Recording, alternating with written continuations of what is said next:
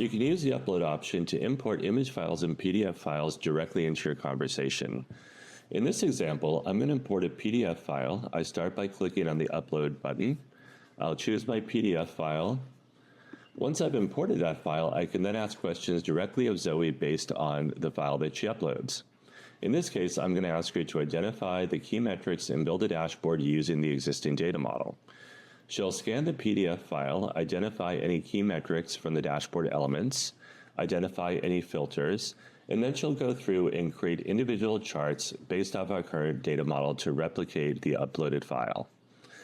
At the very bottom of the screen, you'll see that she created a dashboard for me. Once I've loaded this dashboard, I can then customize it, add filtering, add any other dimensions or metrics that I wish.